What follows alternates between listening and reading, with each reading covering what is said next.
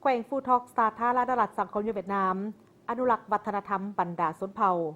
แขวงฟูทอกของสาธารณรัฐสังคมเวียดนามเป็นบ่อนดำรงชีวิตหลายกว่าชาวชนเผ่าไอน้องและเป็นบ่อนสังรวมหลายชนเผ่าจากบรรดาเขตแขวงเข้ามาอยู่อาศัยสร้างอาชีพซึ่งจำนวนหนึ่งแมนมาจากเขตผู้ดอยและจำนวนหนึ่งก็มาจากทงเพียงภาคใต้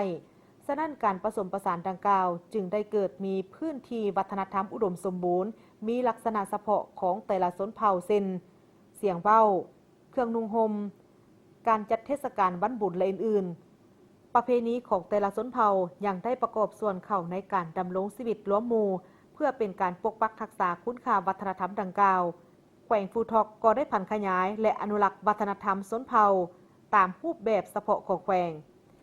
ประชาชนบรรดาชนเผ่าอยู่แขวงฟูทอกได้กล่าวว่าชนเผ่าของตนยังคงรักษาวัฒนธรรมที่เป็นมูลเสื้อไว้โดยเฉพาะกอแมนภาษาตัวหนังสือการจัดงานเทศกาลวันบุญตัวอย่างครอบครัวลุงชนเผ่าไทยดำยังคงรักษาการดำรงชีวิตอยู่เฮือนห้านยังคงรักษาฮีตของวัฒนธรรมเช่นการเคลื่อนไหวฟ้อนข้องแสงเฮ็ดข้าวหลามและอื่นๆปัจจุบันแขวงฟูทอกมี311เทศกาลวันบุญที่เป็นมูลเสื้อ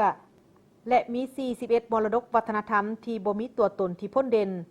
ซึ่งทั้งหมดนั้นก็ได้สร้างเป็นแหล่งท่องเที่ยววัฒนธรรมอุดมสมบูรณ์และเป็นท่าแห่งการพัฒนาบรรดาผลิตภัณฑ์การท่องเที่ยวดึงดูดนักท่องเที่ยวทางภายในและต่างประเทศ